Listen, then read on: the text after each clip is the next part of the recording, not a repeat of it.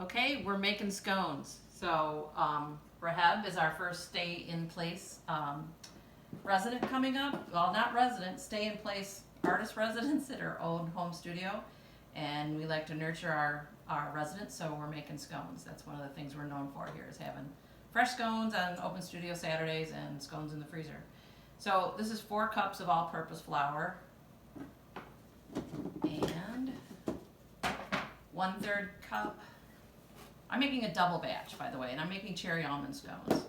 So a double batch is 4 cups of all-purpose flour and 2/3 cup of sugar. And then around 5 teaspoons of baking powder. I'm probably a little generous on that 5.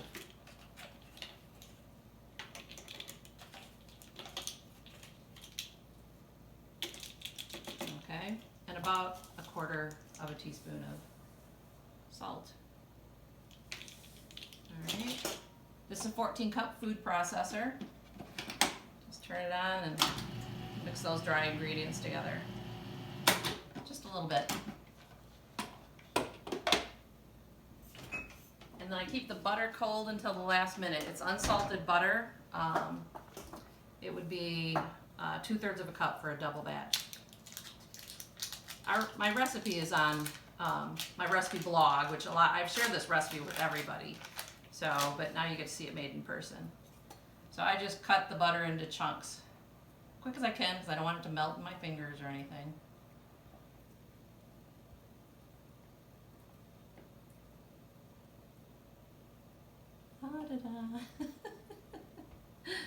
If I was some famous recipe person, I would have this all pre-measured and pre-cut and just add it quickly, but that's not the way it goes.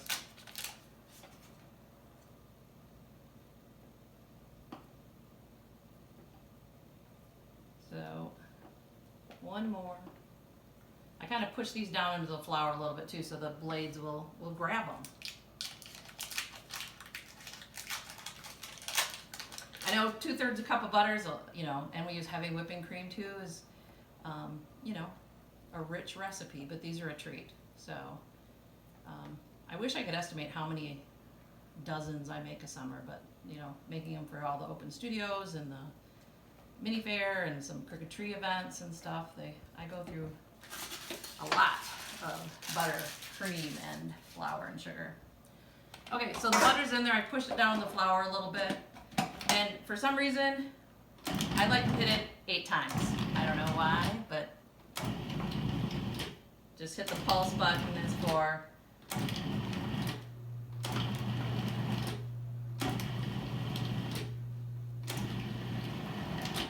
just kind of gives me a little bit of reference. And then I feel in there, and I'm looking for that pea-sized or smaller chunks, and I'm feeling a few bigger chunks, so I'm going to hit it one more time.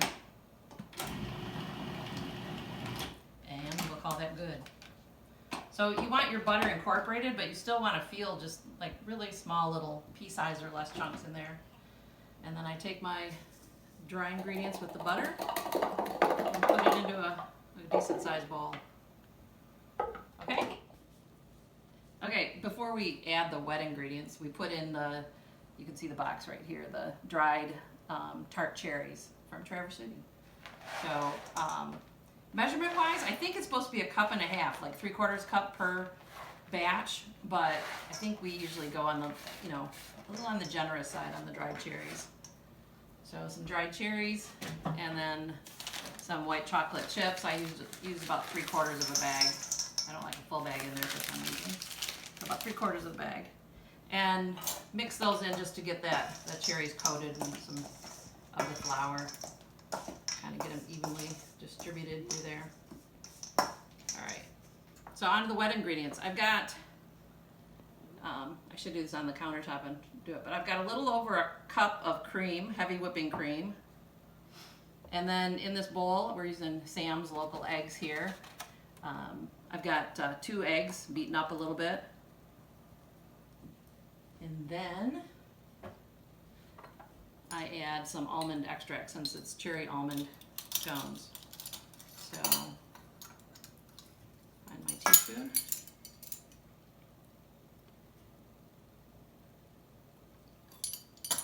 generous teaspoons again. There's 2 teaspoons. Okay, so I'm just going to take a fork and mix that together a little bit. Mix the egg and the cream and the almond extract. Okay, when that's mixed together, I come over here to my bowl. And you don't really want to mix this a lot. You're just moistening the ingredients. I kind of toss them up and try to get all the parts wet that I can.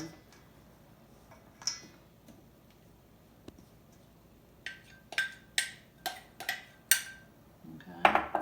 And then I'm just going to mix this just a little bit. I really don't want to mix it very much. Just trying to get all the ingredients a little bit moist.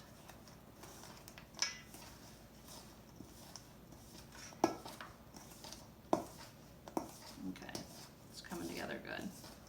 Everything's just lightly moistened. It definitely hasn't come together yet. All right, this is the part that takes a little experience, and it's the messy part. So I've got a good clean countertop here, and I'm just going to pour it all out on the countertop.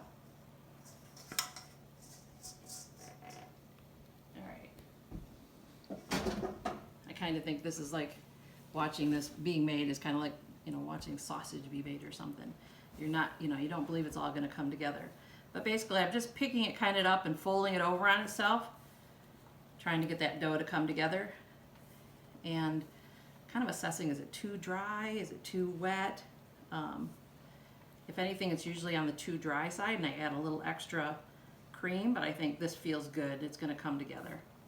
Now, when I'm working in double batches, it's a little hard to make it come together at one time. So what I usually do is get the feel of it first, and then cut it down the middle so I can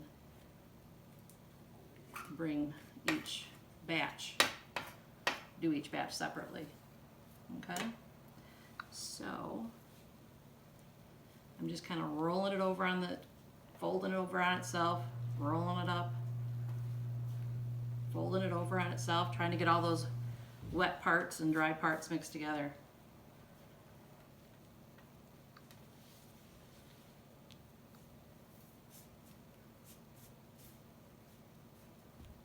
Maybe one more time.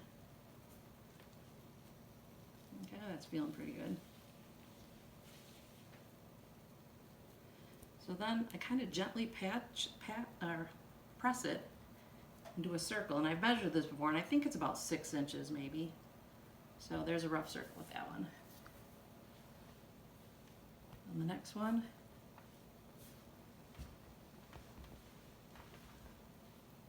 you just don't want to work it too much. You don't want to warm up the butter. You're just kind of folding it over on itself and getting those dry ingredients incorporated into the wet. Get my knife out of the way. So Bill and I used to go to the Ranucci house in Grand Rapids, which is like a hospitality house or a Ronald McDonald house, and we'd every Tuesday morning make these, and I don't know how many we'd make, like 4 double batches or something like that, and they tell us that they would go very fast. Okay, so there's the 2 discs, so we're going to get 8 scones out of each one.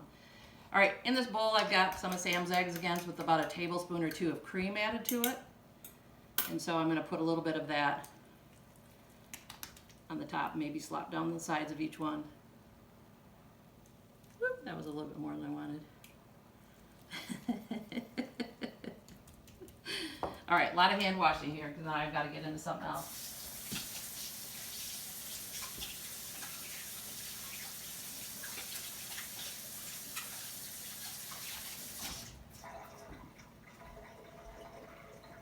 Okay, so they're cherry almonds, so you got to put the almonds on top.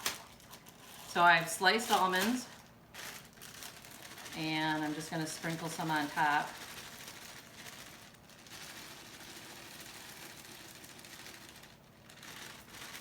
Okay, looks good. And I have my way of doing this. I like them slightly incorporated into the scone. So I just take the tips of my fingers and I like poke them down in a little bit without really pressing too much into the dough. But it kind of spikes them up, and then they get a little toasty on top, which is nice.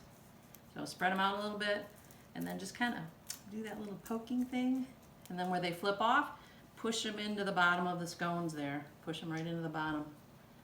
All the little almond pieces. I was telling my kids when I was teaching, you know, do what I think, not what I say, because I'm probably misspeaking myself here a time or two. So another wash the hands, because you got that egg mixture.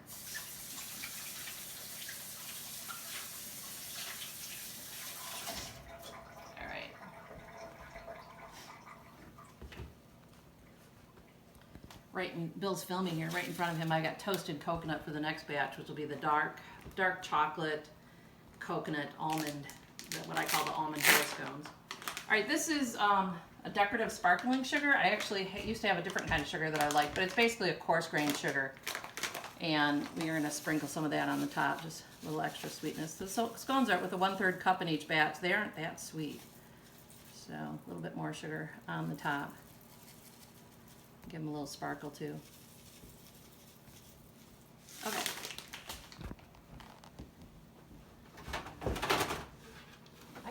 I have one double layered cookie sheet, and then I have a single layer, because I like to put the double layer on the bottom of the bottom rack, and I like to put the thinner one on the top rack.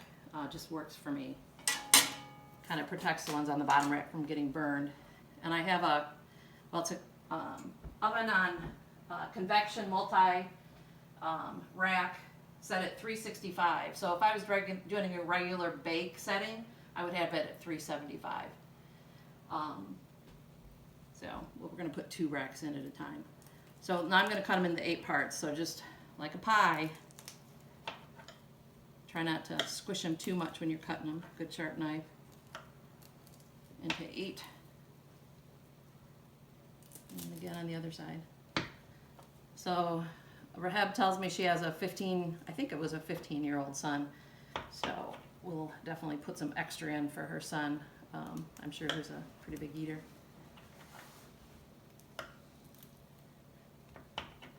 Okay. Where'd my fork go? All right, you don't need to grease your cookie sheet or anything. When I put them on, I like to put the biggest ones. I look around kind of which ones are the biggest ones and put those in the corner. They usually just get a little hotter there.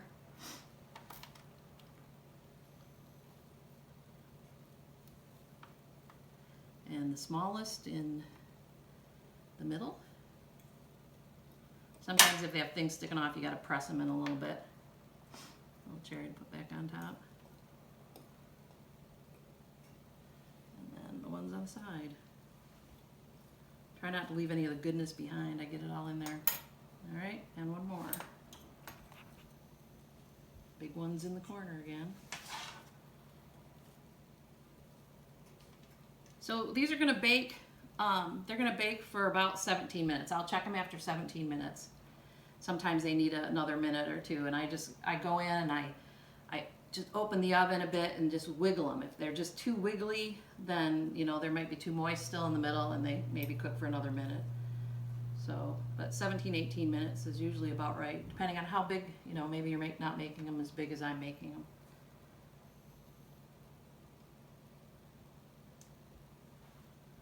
Make sure you haven't missed any of the almonds or the good stuff. And there you go. So in the oven they go. The thinner cookie sheet on the top rack, and the double layered one on the bottom. Try to center in the oven. All right. Kitchen timer for 17. And we're good. Okay, so I open it up a little bit and just see if they're wiggly. And they're not wiggly, so they're done. I don't wiggle the whole tray. Wow! Home cooking.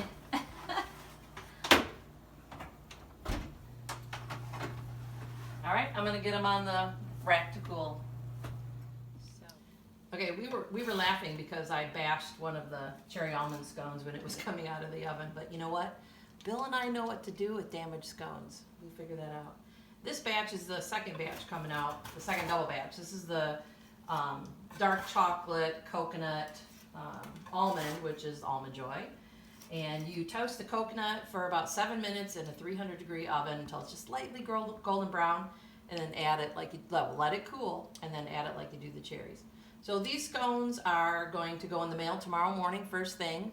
So they go to Rehab for her stay-in-place residency, so she can enjoy scones over the next 2 weeks. And she's going to be communicating with us, and we're going to post on social media what she's up to these next 2 weeks while she's collaborating with us on a residence. So check out our website, follow us on Instagram and Facebook, and see what Rehab is up to. Thanks for joining us. And the best part about scone making is Bill does the dishes. Thank you, Bill.